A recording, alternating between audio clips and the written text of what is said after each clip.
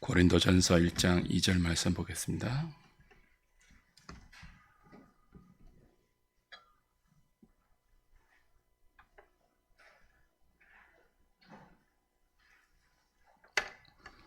신약성경 263페이지 고린도전서 1장 2절 우리 같이 읽겠습니다.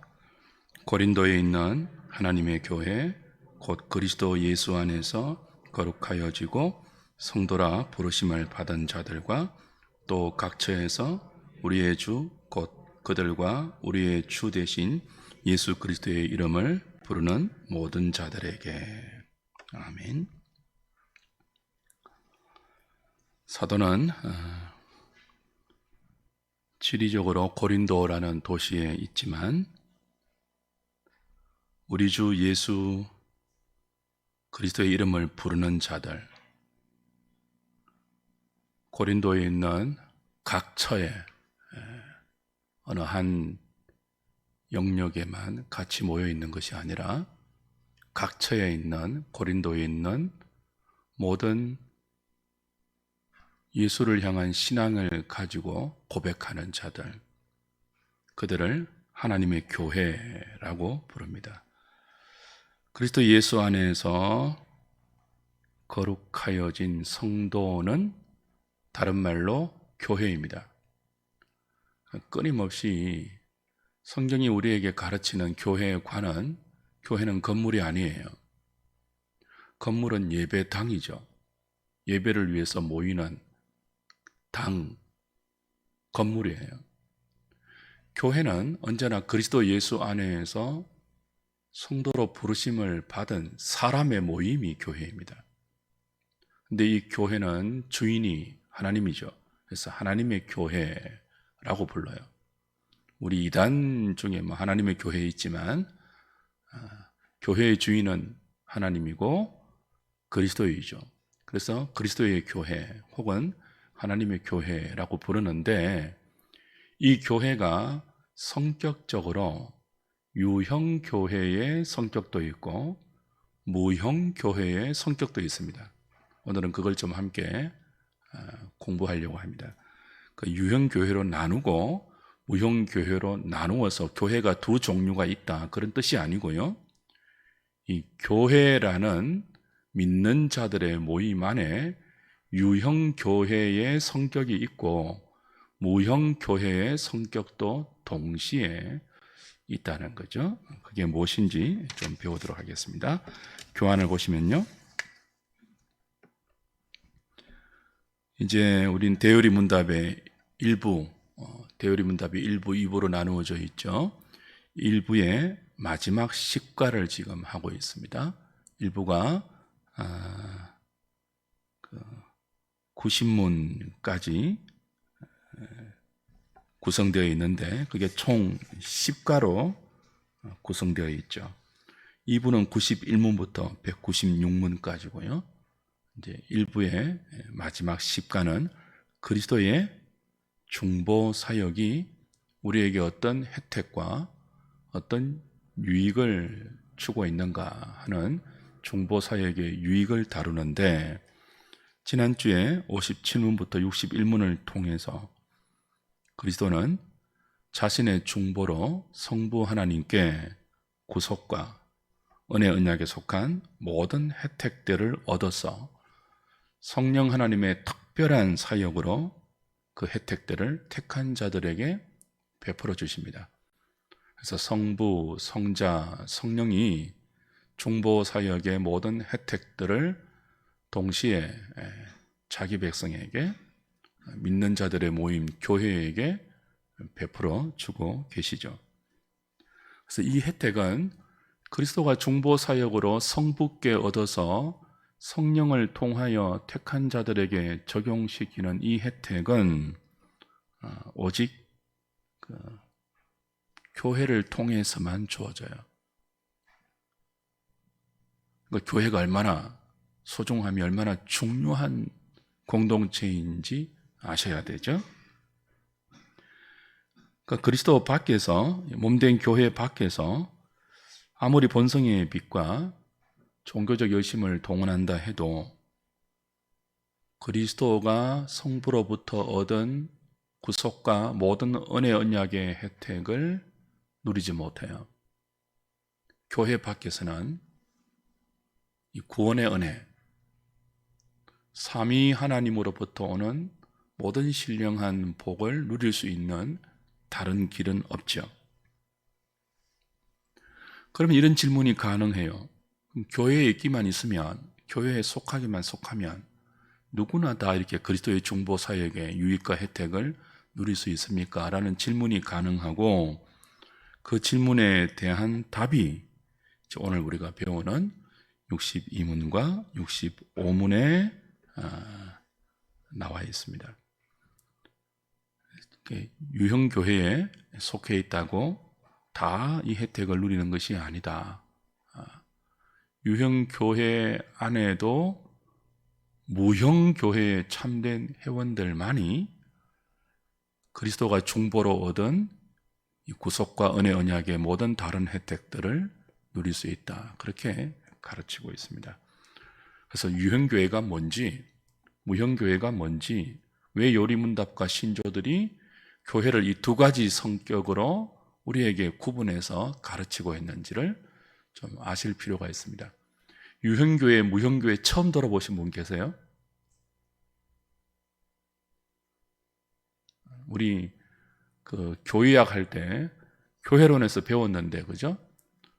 이걸 이제 교회들이 안 가르쳐서 문제죠. 아니, 목사님, 유형교회는 뭐고, 무형교회는 뭡니까? 그걸 배우지 못하는 시대니까 참 아픈 시대예요. 교회들이 교회 자신의 교회됨을 가르치지 않는 시대예요. 자, 먼저 오늘 62문부터 봅시다. 유형교회가 뭔지 한번 답해 볼까요? 유형교회란 무엇입니까? 유형교회는 모든 시대와 세계 각처에서 참된 신앙을 고백하는 모든 사람과 그들의 자녀들로 구성된 공동체입니다. 아까 우리 고린도전서 1장 2절을 읽었죠. 모든 시대, 그리고 세계 각처에서 신앙을 고백하는 모든 사람과 그의 자녀들로 구성된 믿음의 공동체를 유형교회, 다른 말로는 가시적 교회, 보이는 교회, 혹은 가견적 교회라고 부릅니다. 보이는 교회라는 뜻이에요. 자, 해설 보겠습니다. 유형교회가 뭐라고요? 사람들이 모여있는 모임이 눈에 보인다는 뜻이죠. 지금 우리 모여있잖아요, 이렇게. 몇 명이 모이는지 카운트가 되죠. 누가 모이는지 식별이 가능하죠. 이런 교회의 성격을 유형교회라고 불러요. 눈에 보이는, 판별과 식별이 가능한 신자들의 모임. 형태가 있다, 보인다, 비지블 처치입니다. 보이는 교회, 가견적 교회, 유형교회라고 부르죠. 이 유형교회는 소속된 성도들과 그 교제들을 볼 수 있고 예배가 진행되는 과정도 모두 볼 수 있죠. 누가 이 유형교회의 회원이 될 수 있다고요? 모든 시대와 세계 곳곳에서 주님의 이름을 부르는 모든 자들. 인종을 초월하고 성별을 초월하고 민족을 초월하고 시간을 초월하고 장소를 초월해서 성령으로 세례를 받고 자신의 믿음을 공적으로 고백하는 모든 사람이 유형교회의 멤버입니다. 회원입니다. 그러나 이 유형교회 안에 우리가 지금 여기 모여 있잖아요. 그죠? 눈으로 식별이 가능한 모임이잖아요. 근데 이 안에서 참으로 중생한 자가 몇 명인지는 보이지 않잖아요. 하나님만 알 수 있잖아요. 그래서 이 참으로 중생한 자들의 모임을 나중에 확인하겠지만 무형교회라고 불러요. 유형교회의 회원이 되는 조건은 뭡니까? 세례예요, 세례. 자신의 신앙을 고백하고 이 유형교회의 조직이 신앙을 공적으로 고백한 그 사람에게 삼위 하나님의 이름으로 세례를 주면 그 세례받은 사람은 유형교회의 공식적인 회원이 되죠. 그러나 무엇은 알 수 없죠? 제가 만약 여러분 앞에서 제 신앙을 고백했잖아요. 그래서 세례를 받았잖아요. 그죠? 근데 제 안에 있는 신앙이 참 신앙인지 거짓 신앙인지는 보이지 않잖아요.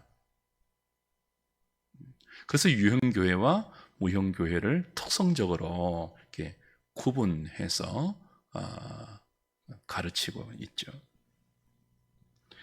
해설 2번 보십시오. 그 62번의 답에서 자녀들도 신앙을 고백하는 그 유형교회 회원의 자녀들도 똑같은 그 교회의 회원이라고 말하고 있죠. 대요리 문답은 신자들의 자녀도 유형교회라고 대답합니다. 유형교회 회원이라고 말합니다. 그 근거가 뭡니까? 언약의 범위죠. 구약 유형교회 때 난지 8일 만에 할례를 주었지 않습니까? 난지 8일 된 아이가 무슨 신앙 고백을 하겠습니까? 자기 입으로. 그런데 유형교회의 언약 백성의 범위 안에 있으면 그 언약 백성의 가정에서 태어난 아이는 8일 만에 할례를 주어서 언약 백성이 되게 했죠. 이제 언약 백성과 택한 백성의 범위는 조금 달라요.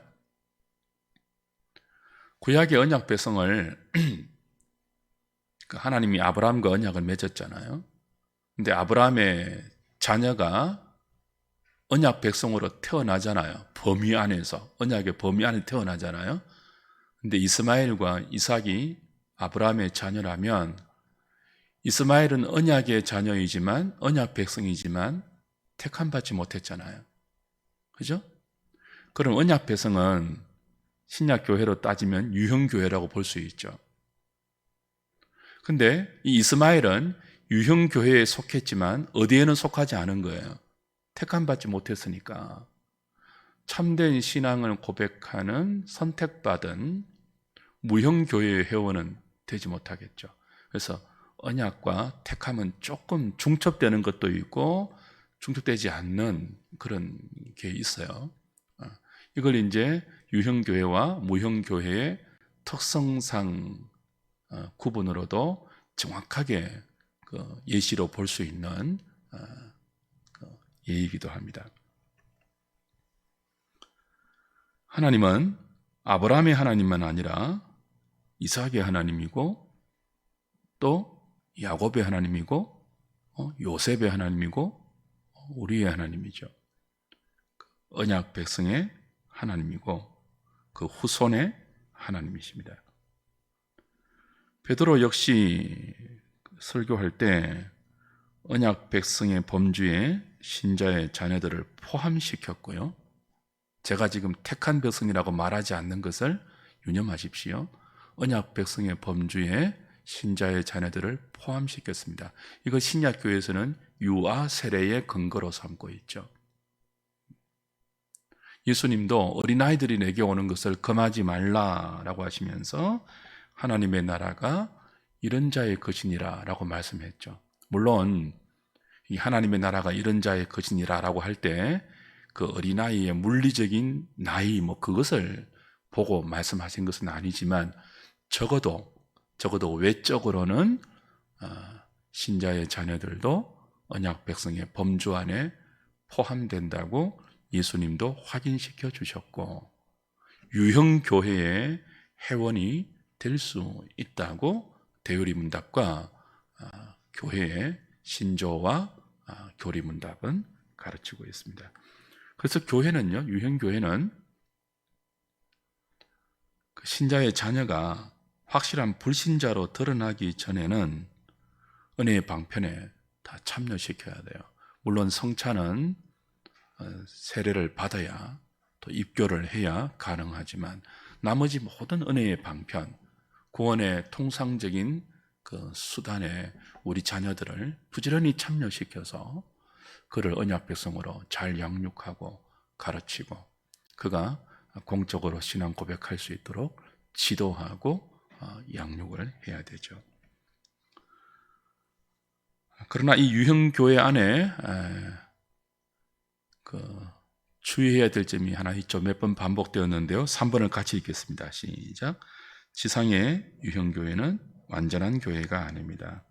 12 제자 가운데 가룟 유다가 있었던 것처럼 이 땅의 모든 교회는 가라지가 있고 오리도 있습니다.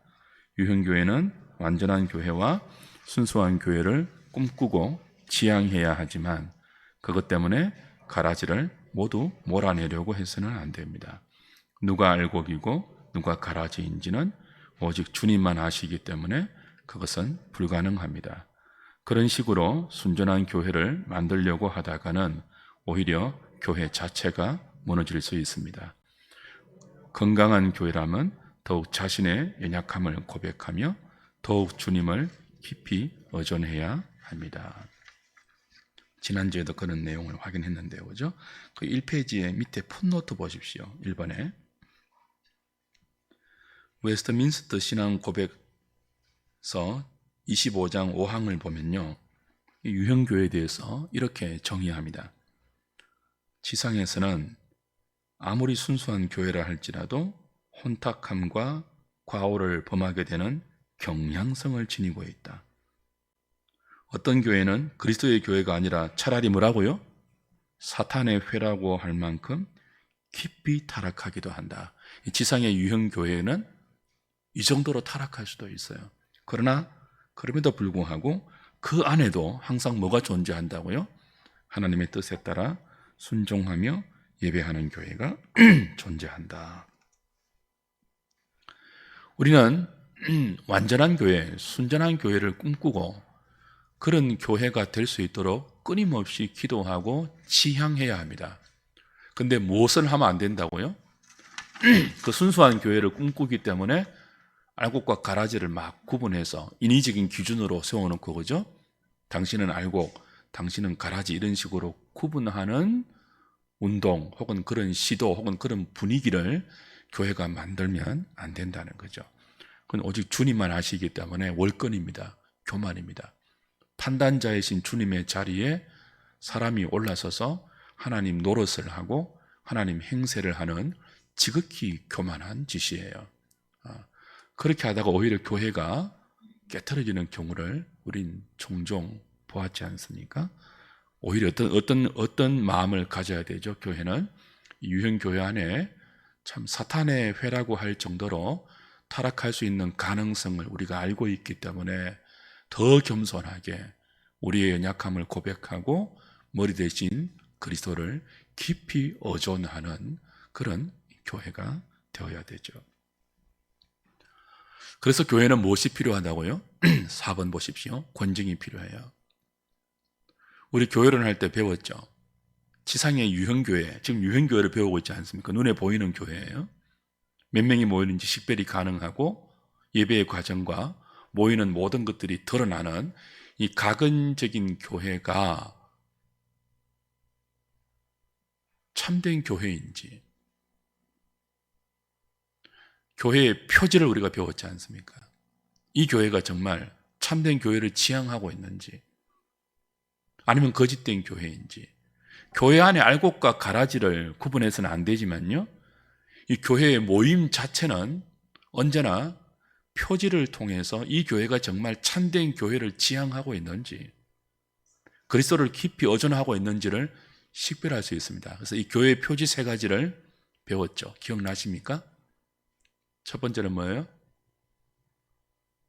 말씀의 순수한 선포입니다. 설교입니다. 설교. 두 번째는 뭐예요? 성례의 시행이에요. 설교는 들리는 말씀이죠. 성례는요, 세례와 성찬은 보이는 말씀이에요. 둘 다 말씀이에요. 세 번째는 뭡니까? 이 교회가 정말 참된 교회로 가고 있는지, 이 교회가 정말 거짓된 교회인지 참된 교회인지를 구별하는 교회의 외적인 표지. 교회의 속성은 영적인 속성이 보이지 않아요. 뭐 통일성, 거룩성, 보편성 뭐 이런 거 있지 않습니까? 그죠? 그럼 보이지 않는 영적 특성이 있지만 교회의 표지는 뭐예요? 눈에 보이는 외적인 표지예요. 이 교회가 정말 참된 교회가 맞는가? 눈에 보이는 표지를 가지고 있었는데 그것을 교리문답과 우리 전통교회의 신조는 무엇으로 가르쳤습니까? 설교가 바른가? 설교를 성경대로 하고 있는가? 본문을 읽어놓고 설교자 자기 말 하고 있는가? 정치 이야기 하고 있는가?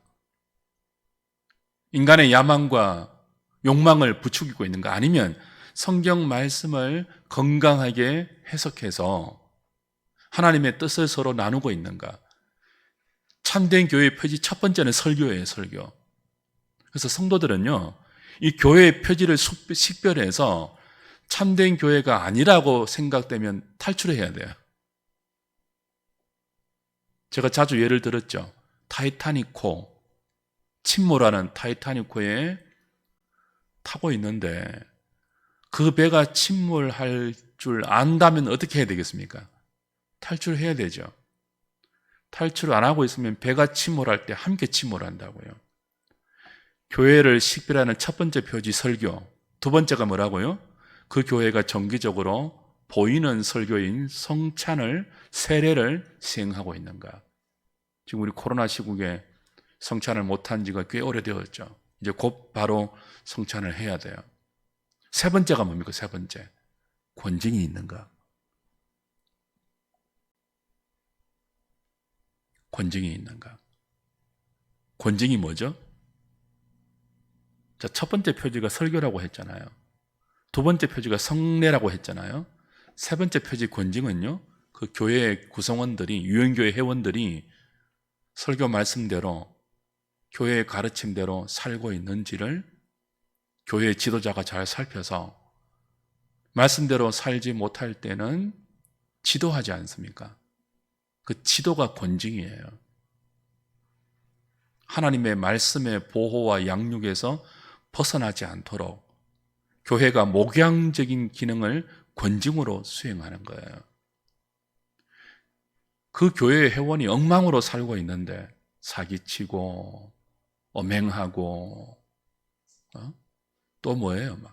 도무지 하나님의 언약 백성이라고 할 수 없을 정도의 엉망진창인 더럽고 부끄럽고 상실한 마음대로 살고 있는데 교회가 방치한다면, 지도하지 않고 방치해서 그의 더러움과 부끄러운 삶이 온 교회 가운데 누룩처럼 죄악으로 퍼져가고 있는데 교회가 그냥 방치하고 있다면 그 교회는 바른 교회가 아니라는 뜻이에요.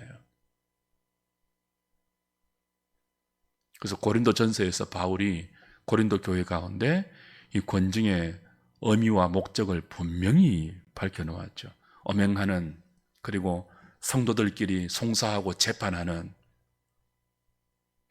그런 자들을 향하여 너희들이 왜 그들을 책망하고 꾸짖고 권징하지 않느냐고 무섭게 경고했던 것 우리가 기억하지 않습니까?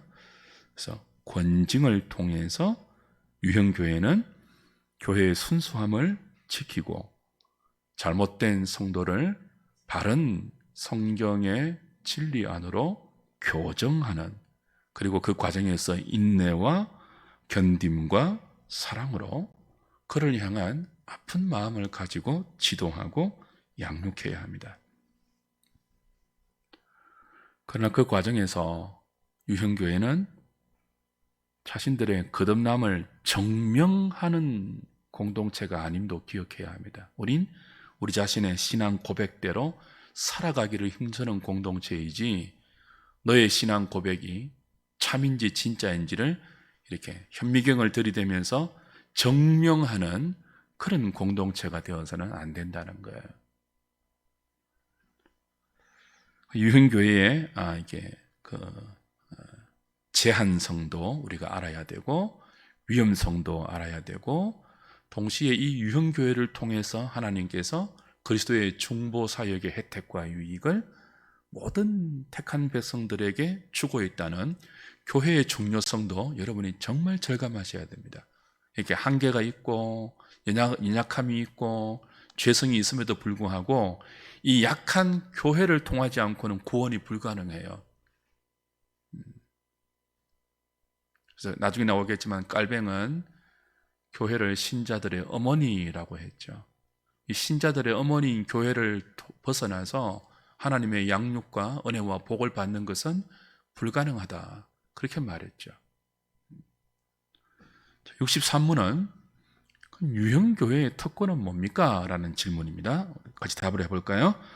유형교회가 누리는 특권은 하나님의 특별한 돌보심과 다스림을 받는 것, 모든 원수의 반대에도 모든 시대에 보호받고 보존되는 것, 성도의 교통과 구원의 일반적인 방편들을 누리고 복음의 역사로 오는 은혜의 초청, 곧 교회의 모든 회원들에게 그를 믿으면 구원을 얻고 그에게 오는 자를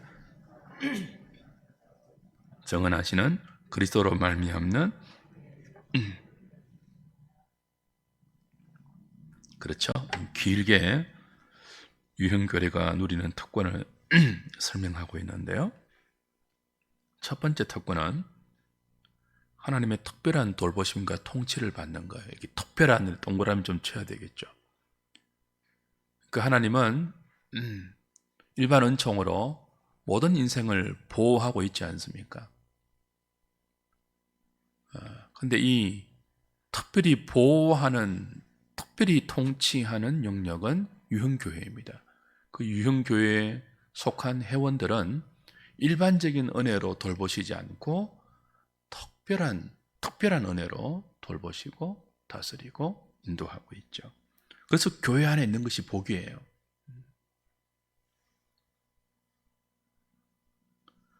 해설 1번 보십시오. 통상적인 섭리로 하나님은 모든 일을 통치하지만 유형교회 회원들에게는 매우 특별한 돌보심과 지키심을 허락하고 있습니다. 디모데전서 4장 10절에도 그렇고요.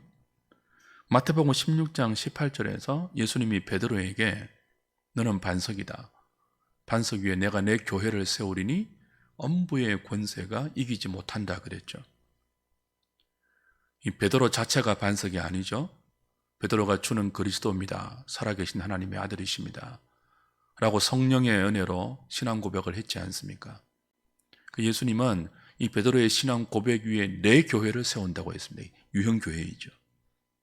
동시에 무형교회예요. 근데 하나님의 교회, 그리스도의 교회를 반석인 우리의 신앙 고백 위에 세우는데 엄부의 권세가 이기지 못하도록 머리 대신 그리스도가 그 교회와 회원들을 지키고 돌보시고 인도하십니다. 엄부의 권세. 그걸 우리가, 그 권세가 우리를 넘어뜨리지 못한다는 거죠. 그게 유형교회가 누리는 첫 번째 특권입니다. 이 첫 번째 특권으로부터 다른 모든 유형교회의 특권들이 수반됩니다. 원수들로부터 보호받는 것, 성도의 교통을 누리는 것, 구원의 일반적인 수단을 누리는 것, 복음 사역으로 교회 모든 회원들에게 제공되는 그리스도의 은혜를 누리는 다른 모든 유형교회의 혜택들을 누리게 되죠. 이런 혜택들이 유형교회 안에 있을 때 있다는 거예요. 이런 유익들이 교회 안에서만 허락되기 때문에 교회를 떠나서는 안 된다는 거죠. 아무리 실망스러운 점이 있고 아무리 교회를 보고 참 그것이 있어도 여기 유형교회는 우리 하늘의 교회만을 말하는 것이 아니잖아요. 교회 자체를, 지상의 교회 자체를 떠나서는 안 된다는 거죠. 지금 우리나라에 가난한 교인이 몇백만이라고 하죠. 300만입니까? 200만입니까? 얼마나 실망스러웠으면, 지상의 유형교회의 모습이 얼마나 실망스러웠으면, 자기는 하나님을 믿고 예수님을 믿는데 교회에는 안 다니겠다는 거 아니에요. 지상의 유형교회가 얼마나 타락하고 그 교회의 특권을 그들에게 주지 못했기에 이런 안타까운 일이 벌어질까요? 1만, 2만이 아니고 몇백만이라고 하니까요. 코로나 시국에 저는 천여 교회가 우리 합동교단에서 폐쇄된 줄 알았는데 지난주에 시찰에 가보니까 1300개의 교회가 폐쇄되었대. 우리 합동교단에서만. 코로나 기간 중에. 우리는 잘 못 느끼죠. 우리 교회만 문을 안 닫으면 되는가 라는 생각을 갖고 있을지 모르겠지만 그래서는 안 돼요. 지상의 모든 교회는 한 유형교회거든요. 그리스도의 한 몸이거든요. 근데 이 교회들이 타락하고 부패해서 가난한 교인을 양산하고 있다면 심각한 아픈 현상이죠. 얼마나 마음이 힘들었으면 교회를 소속되지 않으려고 하겠습니까? 얼마나 상처를 많이 받았으면.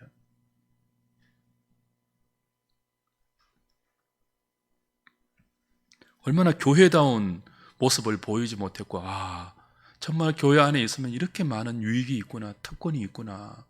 그걸 누리지 못했다면 교회를 떠나서 신앙생활을 하겠습니까?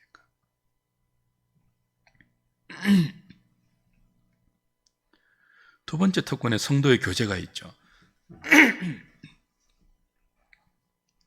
성도의 교제는 뭡니까? 단순한 인간관계가 아니죠.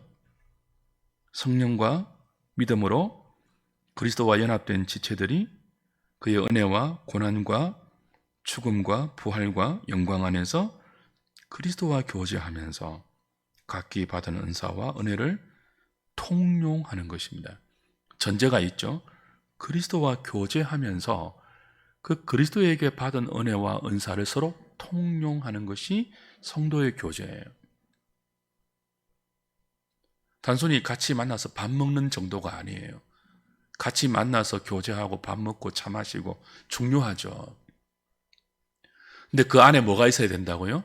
그리스도와의 교제, 그리스도와 한 몸 된 지체들의 의식을 가지고 그 은혜들을 서로 교통하는 것, 나누는 것. 이게 유형교회가 누리는 특권 중에 하나라는 거예요. 현대교회는 이 성도의 교통이 단절된 교회 많죠. 쇼핑하듯이. 대형교회는 요즘 1부부터 10부까지 예배가 있지 않습니까? 그 수많은 예배 가운데 한 시간에 나와서 그냥 예배 딱 드리고 일체 다른 성도와의 교제를 단절하고. 왜냐하면 상처받으니까요. 상처받은 경험이 있으니까 깊이 안 들어가겠다는 거예요. 교회 공동체 안에. 그래서 딱 예배만 드리고 그냥 가는 거예요. 이런 유형의 신앙이 얼마나 많습니까, 지금? 오전 예배는 소속된 교회에서 몇 부 가운데 하나 선택해서 드리고, 오후와 저녁 예배는 온라인으로 쇼핑하듯이 전국의 모든 유명교회 설교 잘하는 그런 쇼핑하듯이 예배 드리고, 보기 싫은 인생들, 엮이기 싫은 관계들 안 만드는 거예요. 근데 그렇게 하면요, 안 자랍니다. 머리로만 머물러요, 신앙이. 관념적이 돼요.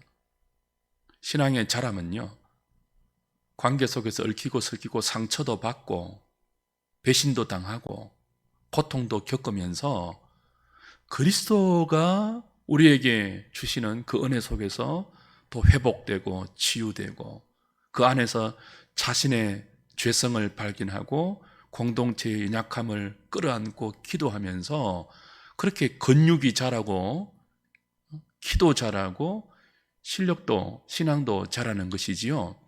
그냥 아무런 골치 아픈 일 만들지 않고 어려운 인간관계 만들지 않고 꼴보기 싫은 인간 보지 않고 그냥 속 편하게 은혜만 받는 그런 식의 신앙은 사실은 건강하지 못한 신앙이죠. 유흥교회의 특권을 모르는 거예요. 스스로 그 특권을 이렇게 차버리는 거예요. 우리가 코로나 기간 중에 많은 이런 유흥교회의 특권을 예외적으로 많이 지금 놓치고 있지만 다시 회복해야 되겠죠. 3번 보십시오. 해설 3번. 같이 읽겠습니다. 또한 유형교회는 구원의 일반적인 수단인 설교, 성례, 권징과 목회적 돌봄과 복음사역자를 통해 제공되는 복음 사역의 은혜를 통해 회개하며 성숙한 신자로 자라는 특권을 누립니다. 이런 이유로 갈뱅은 교회를 신자의 어머니라고 불렀으며 심지어 교회를 떠나서는 구원이 없다고까지 말했습니다. 거기 요리문답이 가르치는 것,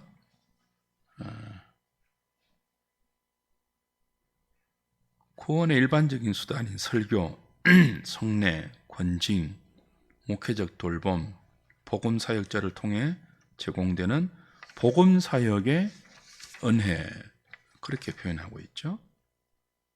이 복음 사역의 은혜가 유형교회의 회원들이 누리는 특권들입니다. 교회만이 할 수 있는 사역이고 교회 회원만이 누릴 수 있는 특권들이죠.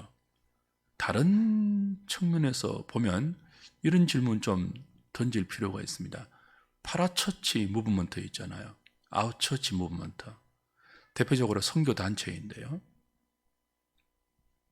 선교단체는 처치가 아니죠. 교회가 아니죠. 파라처치예요. 교회 밖 운동이에요.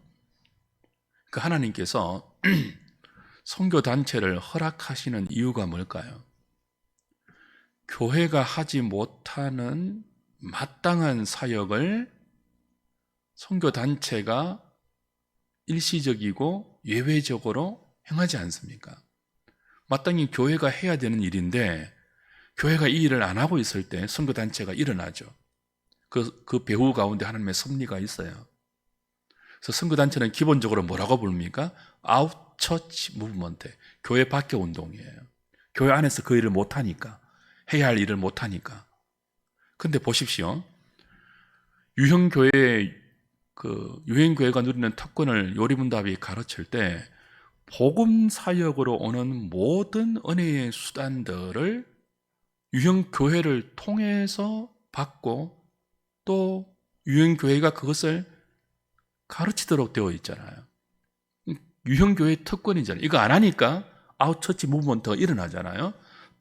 그럼 선교단체는 자신들이 교회가 하지 않는 여러 가지 복음 사역의 영역들을 하잖아요. 그래서 그곳으로 사람들이 모이잖아요. 그리고 교회가 그걸 보고 각성하잖아요. 아, 우리 교회가 이걸 안 하니까 교회 밖에서 저런 운동이 일어나는구나. 우리 교회도 당연히 복음 사역을 해야지 라고 그 일로 다시 회복이 되잖아요. 그럼 선교단체는 어떻게 될까요? 문을 닫아야 됩니다. 모임을 중지하고 교회를 다 돌려보내야 돼요. 근데 그렇게 합니까? 안 합니까? 아웃처치 무브먼트인데 나중에는 어떻게 됩니까? 그 단체가 커지고 멤버들이 많아지고 재정이 많이 모이면 아웃처치가 아니라 그 자체가 교회가 되려고 시도하죠. 그죠? 굉장히 잘못된 거예요. 아웃처치 무브먼트는 하나님이 일시적으로, 예외적으로 교회가 교회 노릇을 못할 때 이 아웃처치 무브먼트를 일으켜서 교회로 하여금 각성과 자각과 일깨움을 받게 하는 용도로 허락된 것입니다. 그 자신이 해야 할 일을 다 했으면 선교단체는 다시 뭐라고 하죠 이거? 다시 이렇게 흩어져서 교회 안으로 들어가야 돼요. 근데 주일날에도 자기들끼리 따로 모여서 예배를 드리고 선교단체가 교회가 되려고 하면 그건 성경적인 원리가 아니에요. 근데 이건 굉장히 큰 유혹이죠. 아, 사람들이 모이고 그래서 그 모임을 통해서 우리가 교회가 되어보려는, 물론 그것이 교회가 될 수는 있겠죠. 정상적인 어떤 하나님의 간섭과. 근데 그런 그 지상교회, 유형교회의 조직과 형태를 갖추지 않고 그냥 선교단체로 머물러 있으면서 교회 역할을 하려고 하는 것은 건강하지 않는 모임들입니다. 그걸 좀 잘 구분하셔야 됩니다. 64문 보십시오. 무형교회는 무엇입니까? 무형교회는 교회의 머리이신 그리스도 아래 과거와 현재와 미래에 하나로 모이는 모든 택함을 받은 사람입니다. 무형교회는 보이지 않는 교회의 명칭이죠. 교회의 특성 가운데 보이지 않는 특성을 무형교회라고 부른다는 거예요. 유형교회 따로 있고 무형교회 따로 있는 것이 아니라 하나님의 교회 안에 유형적인 특성이 있고 무형적인 특성이 있다는 뜻입니다. 이걸 분리시키면 안 돼요. 그러니까 원으로 치면 이래 원. 원이 두 개 이렇게 교집합이 되어 있는 이런 그림이죠. 이 두 원이 최대한 합치되면 가장 좋은 거 아니에요. 근데 현실은 그렇지 않죠. 언제나 이렇게 교집합을 이뤄요. 유형교회와 무형교회가 합쳐지는 그 부분이 뭐예요? 유형교회이면서 동시에 무형교회인. 그러나 유형교회에 속해 있으면서 무형교회가 아닌 사람이 있을 수 있고, 특별한 경우 무형교회인데 유형교회로 모이지 못하는 경우 있죠. 북한의 지하교회 같은 경우. 보이는 모임을 결성하지 못하잖아요. 그런데 지하교회 있죠. 그죠? 무형교회라고 볼 수 있죠. 지상에 전투하는 교회. 무형교회는 구성원이 몇 명인지 누구인지 눈으로 볼 수 없어요. 오직 하나님만 아시죠. 그래서 비가시적 교회, 형태가 없다 해서 무형교회라고 부릅니다. 이 무형교회 안에 회원은요, 과거의 사람들도 포함되어 있습니다. 이미 죽어서 천국에 가 있는 사람도 무형교회 회원이에요. 그래서 이미 죽어서 천국에 가 있는 교회를 뭐라고 부르죠? 성리적 교회라고 불러요. 무형교회도 두 가지로 구분할 수 있는데요. 이미 죽어서 천국에서 우리와 같은 영적인 몸을 이루고 있는 그 교회, 성리적 교회, 천상의 교회, 그렇게 불러요. 이 땅에 보이지 않는 참된 신자들의 모임, 참된 택자들의 모임은 무형교회인데 이 땅에 있기 때문에 전투적 교회, 그렇게 불러요. 죄와 끊임없이 싸우는, 전투하는 교회. 그러니까 이렇게 할 수 있겠죠. 지상에 유형교회가 있지 않습니까? 유형교회 안에 알곡과 가라지가 있지 않습니까? 그 알곡을 무형교회라고 부르잖아요. 근데 무형교회의 특징 중에 하나가 뭐예요? 전투하는 교회예요. 죄와 피 흘리기까지 싸우는 교회예요. 그러니까 죄와 싸우지 않으면 무형교회의 특징을 잃어버린다고 말할 수 있겠죠. 해설 1번 보십시오. 무형교회는 머리이신 그리스도 아래에서 택함받은 모든 사람으로 보편적이며 하나이며 우주적인 교회입니다. 천상의 교회도 무형교회에 속해 있잖아요. 그러니까 우주적인 교회. 지상의 교회만이 아니고 지상의 교회도 포함되고 천상의 교회도 포함되는 우주적인 교회. 그러나 하나의 교회. 보편적인 캐톨릭. 이들의 이름은 생명책에 기록되어 있으며 과거와 현재에 이르기까지 세대, 인종, 남녀노소를 초월해서 역사 가운데 흩어져 있으면서 그리스도의 구속 사역과 성령님의 특별한 사역을 통해서 하나님께 부름을 받은 사람들입니다. 그리고 미래, 무형교회는 과거 이미 죽어서 천국에 있는 성도들도 회원이지만 미래 아직 태어나지 않는, 그러나 때가 되어서 역사 속에 태어나서 성령의 특별한 부르심을 입어 그리스도의 구속 사역을 적용받는 이 미래의 신자까지 무형교회 안에 포함되어 있습니다. 유형교회는요, 미래의 회원은 포함시키지 않죠. 세례를 통해서 신앙 고백을 하는 지금 현재의 그 회원들만 유형교회 회원들로 보지 않습니까? 그러나 무형교회는 과거와 미래까지 포함되어 있습니다. 누가 생명책에 기록되어 있는 택함받은 사람인지는 하나님만 아시기 때문에 유형교회에 속해 있다고 다 무형교회 회원은 아닙니다. 천주교는 예수님의 성천 이후 자신들만 전 세계에 퍼져 있는 보편적인 유일한 단 하나의 캐톨릭이라고 말하고 있죠. 캐톨릭이란 말은 보편 그런 뜻입니다. 보편 교회 그런 뜻이에요. 근데 여러분이 캐톨릭은 원래 개신교에서 세야 되는 거죠. 그래서 항상 그냥 캐톨릭이라고 하시면 안 되고 로마 캐톨릭이라고 불러야 돼요. 혹은 로마 천주교라고 불러야 돼요. 개신교, 캐톨릭 이렇게 구분하시면 안 돼요. 우리 개신교 자체가 뭐예요? 캐톨릭이에요. 보편적이에요. 천주교는 캐톨릭이고 개신교는 교회다. 이렇게 구분하시면 안 된다고요. 교회 자체가 캐톨릭인데 자신들만 캐톨릭이라고 주장하는 로마 교회는 로마 캐톨릭이라고 불러야지 구분이 되겠죠. 더 정확한 명칭은 로마 천주교예요. 천주교는 예수님의 성천 이후 자신들의 교회만 전 세계에 퍼져 있고 계속해서 존재하는 유일한 보편적 교회라고 주장합니다. 그래서 천주교는 교회의 보편성을 외적인 유형교회에서 찾습니다. 그러나 개신교회는 교회의 보편성을 유형교회만 아니라 무형교회에도 적용하죠. 풋노트 2번, 3번은 밑에 보시면 됩니다. 마지막 65문입니다.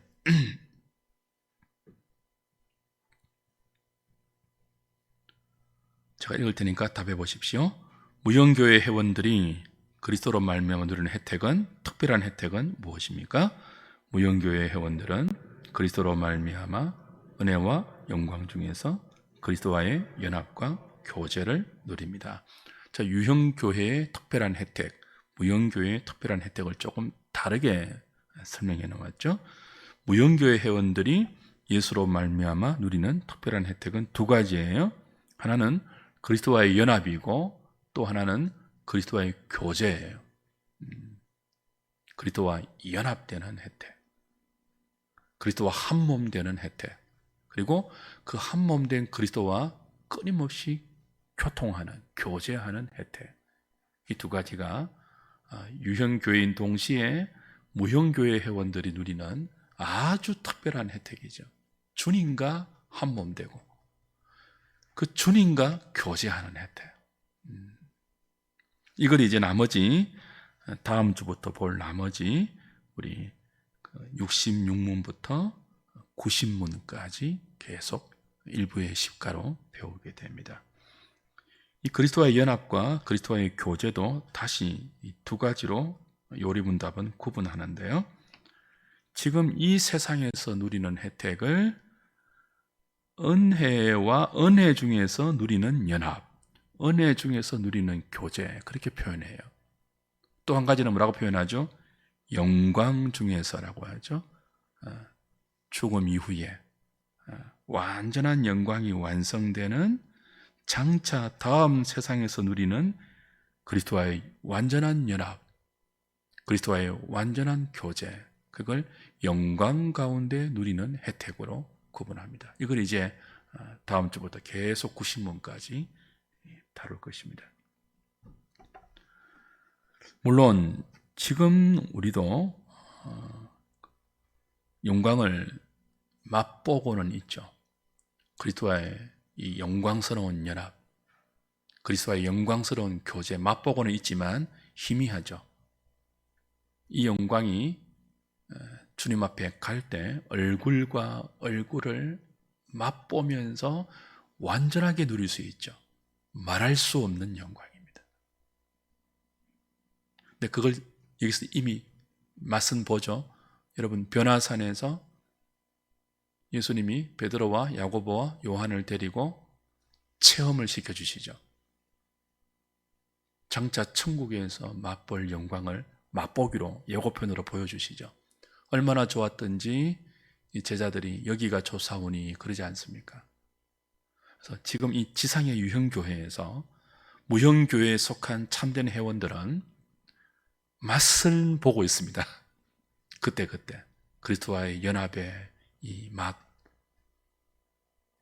나와 한 몸 되신 그리스도가 나를 특별하게 보호하시고 양육하시고 가르치시고 주시는 그 은혜 맛은 봐요.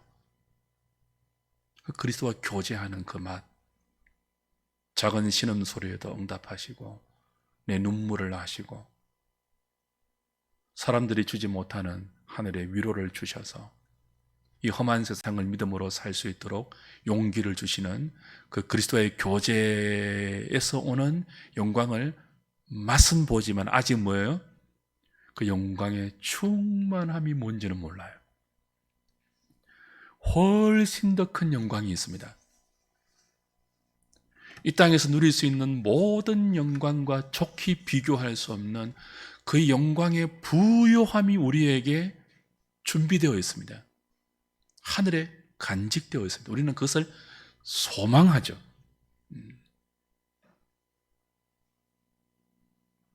장차 누릴 흠없고 점없는 영광, 그리스도와 깊이 하나 되어서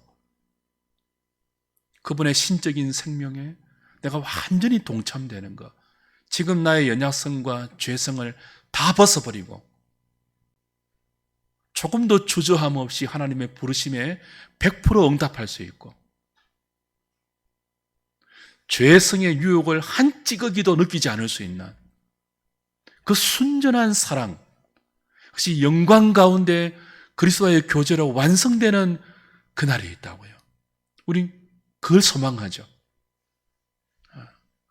그 소망을 위해서 바울은 뭐라고 합니까?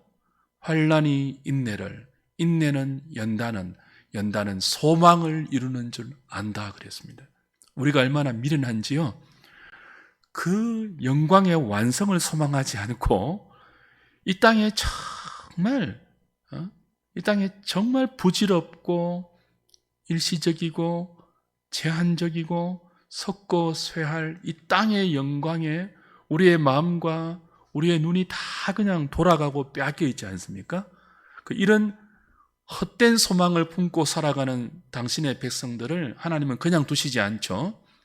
참된 소망을 품고 살 수 있도록 무엇을 준다고요? 환난을 주죠. 여러 가지 시험을 주죠.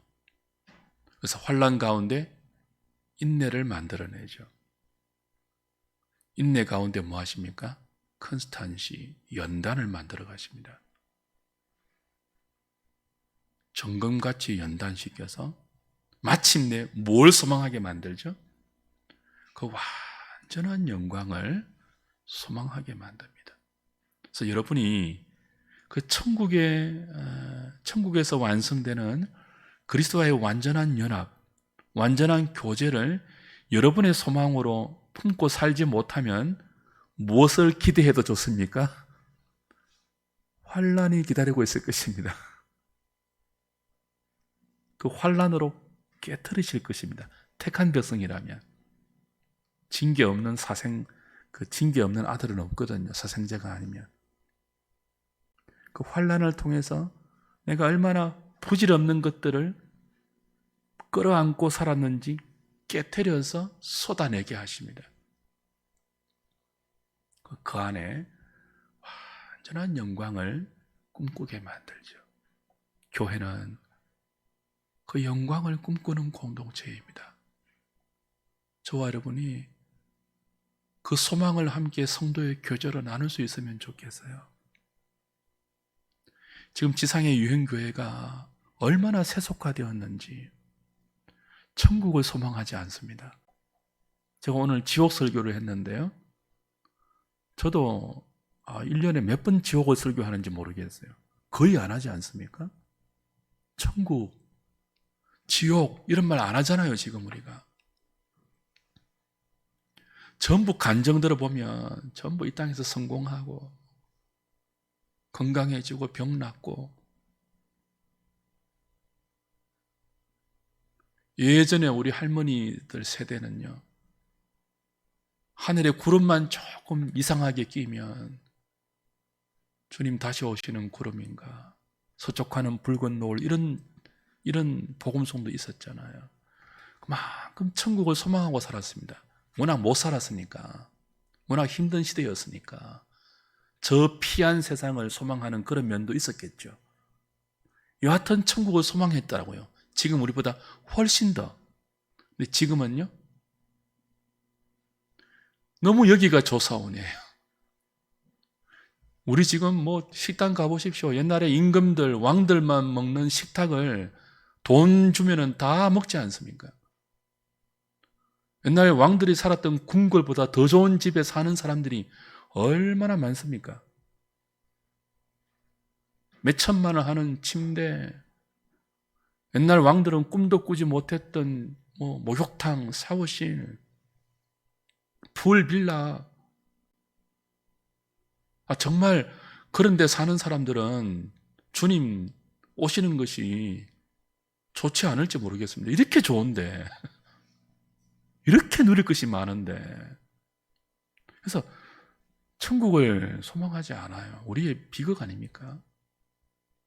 아멘 주 예수여 어서 오시옵소서. 초대교회 성도들은 마라나타라고 인사했는데. 오늘 여기까지 하겠습니다. 찬송가